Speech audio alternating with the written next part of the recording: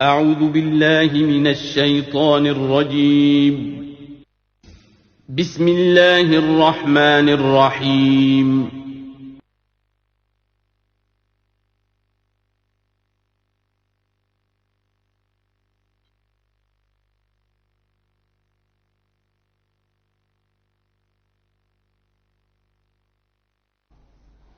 قرآن نازل کب ہوا؟ ہمارا چونکہ عام طور پر جو معمول ہے، ہم تو جو کرسچین ایرا ہے اس کے حوالے سے ہمارے ذہن کے اندر سارا حساب کتاب ہے، تو سن 610 عیسوی سے لے کر 632 عیسوی تک شمسی حساب سے 22 سالوں میں قرآن نازل ہوا ہے۔ 571 حضور کی ولادت کا سال ہے، 571 عیسوی۔ 610 میں آپ 39 سال کے ہوئے، لیکن قمری حساب سے 40 کے ہو چکے۔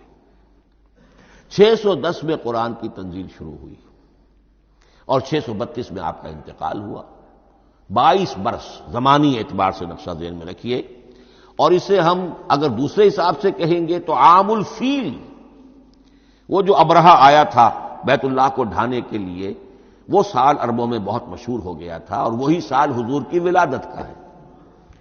تو عام الفیل ہی میں حضور کی ولادت ہوئی، لہذا 40 عام الفیل میں قرآن مجید کا نزول شروع ہوا، اور 11 ہجری تک یہ 23 برس بنتے ہیں قمری حساب سے۔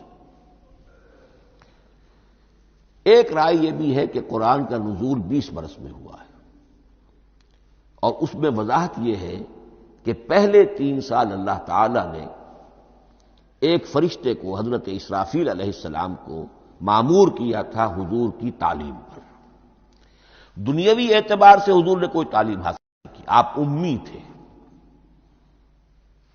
آپ نے دنیاوی اعتبار سے کسی کے سامنے زانو تلمس طے نہیں کیا، کہیں کوئی تعلیم حاصل نہیں کی، کہیں کوئی تحصیل علم نہیں کی، لیکن اللہ تعالی نے علمہ شدید القوا، اللہ تعالیٰ نے جو کچھ انہیں سکھایا ہے، جو علم انہیں عطا کیا ہے، تو ایک روایت یہ ہے کہ 3 برس تک، اور اس کے بعد پھر قرآن نازل ہونا شروع ہوا، تو 20 برس تک قرآن نازل ہوا۔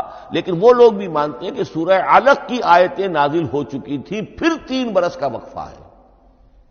سورہ علق کی آیتیں کیا ہے؟ جو پہلی وحی ہے، اقرأ بسم ربک الذی خلق، خلق الانسان من علق، اقرأ وربک الاکرم الذی علم بالقلم، علم الانسان ما لم یعلم۔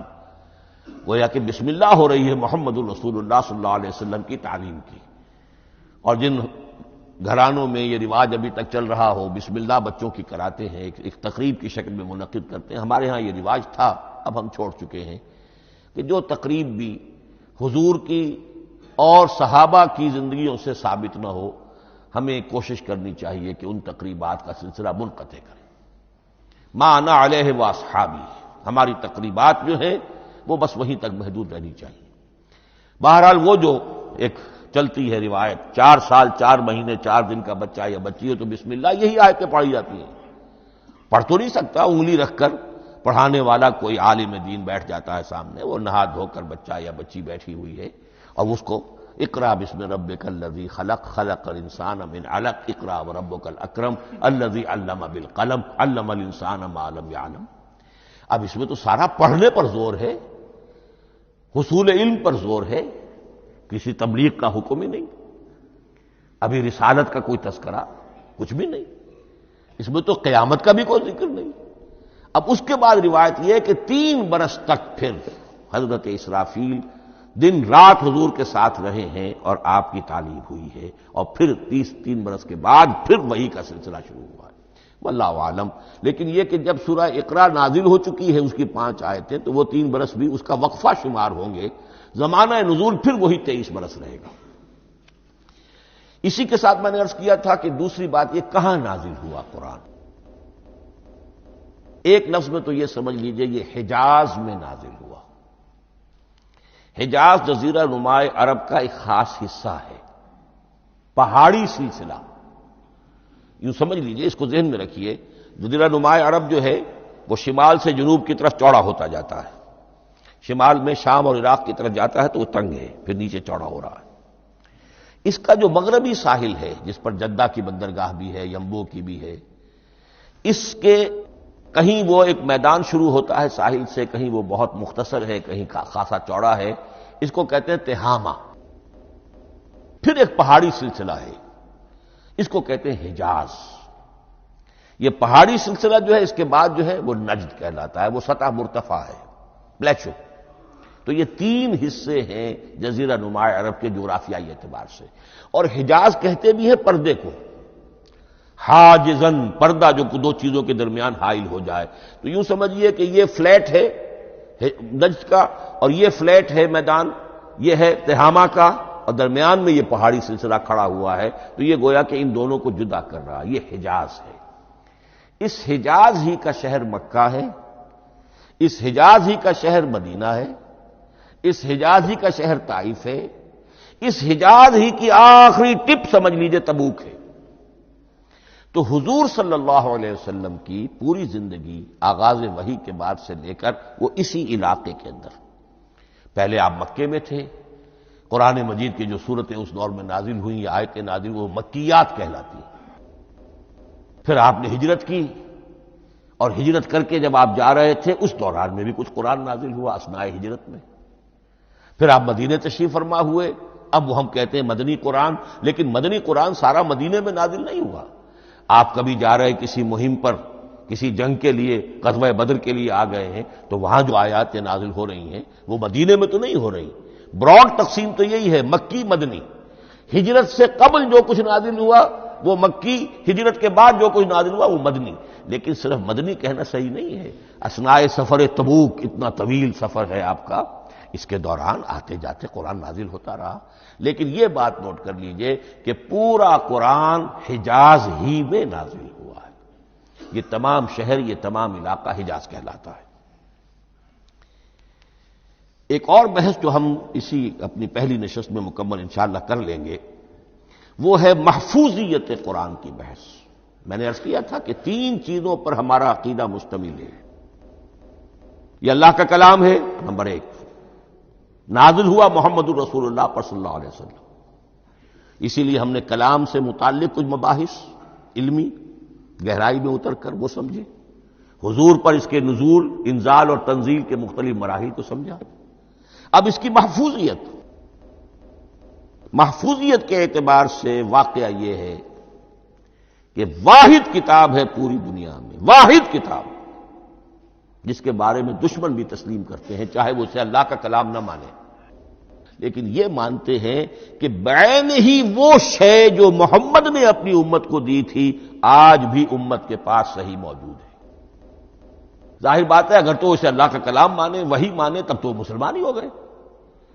وہ تو یہی کہتے ہیں کہ بہرحال محمد نے چاہے خود لکھا، تصنیف کیا، جو بھی کچھ کیا اس کو چھوڑ دیجئے، لیکن جو شے محمد نے اپنی امت کو دی تھی صلی اللہ علیہ وسلم، بعین ہی وہ شے موجود ہے۔ تو یہ محفوظیت قرآن کی جو ہے، جبکہ کوئی اور دنیا کی کتاب اس کی مدعی ہی نہیں۔ تورات والوں کا سرے سے یہ دعویٰ ہی نہیں ہے۔ وہ تورات تو گم ہو گئی تھی نبوکدنضر کے حملے کے وقت، اس کے بعد سے دنیا میں تورات کا وجود نہیں ہے، اور پھر 100 برس کے بعد اپنی یادداشتوں سے مرتب کی ہے یہ تورات جو آج ہمارے سامنے ہے۔ انجیل کا جیسا کہ میں عرض کر چکا ہوں، کوئی نسخہ جو ہے نہ عبرانی کا موجود ہے نہ آرامی زبان کا ہے۔ دنیا کی کوئی کتاب نہیں جو دعویٰ کر سکتی ہو یہ قرآن جو شروع ہوتا ہے ذالک الکتاب لا ریب فیہ، یہ دعویٰ دنیا کی کسی اور کتاب نے خود کیا بھی نہیں۔ اس کی بھی جس قدر پرشکوہ الفاظ میں علامہ اقبال نے اس کی ترجمانی کی ہے، انہی کا حصہ ہے۔ حرف اورا ریب نئے، تبدیل نئے، آیاش شرمندہ تعویل نئے۔ اس قرآن کے کسی حرف میں کوئی تحریف ہو جانا نہیں، امکان ہی نہیں، قطعی طور پر کسی لفظ کا بدل دیا جانا نہیں، حرف اورا ریب نئے، تبدیل نئے، اس میں کسی کا شک پر مبنی ہونا نہیں، آیاش شرمندہ تعویل نئے۔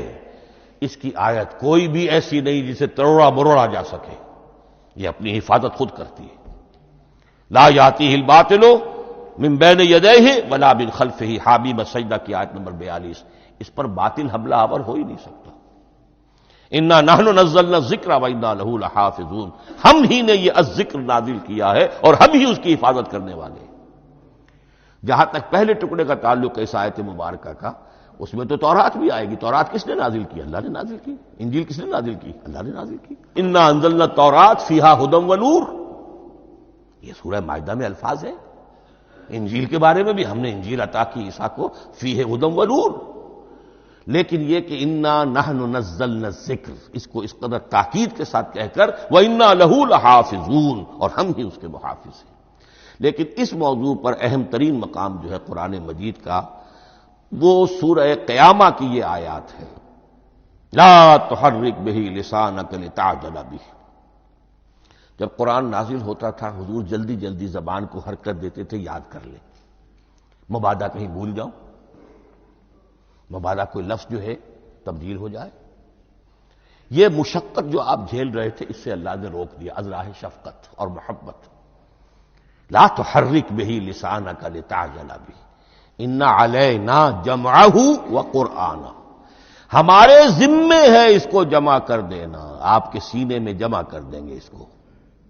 اور صرف جمع کرنا نہیں، قرآن، ترتیب۔ قرآن ہوتا ہے پڑھا جاتا ترتیب سے، یعنی ترتیب نزولی۔ یہ بعد میں ہماری علیحدہ بحث بھی آئے گی کہ ترتیب نزولی اور ہے، ترتیب مصحف اور ہے۔ یہ ترتیب بھی ہم کروا دیں گے، یہ بھی ہمارے ذمے ہے۔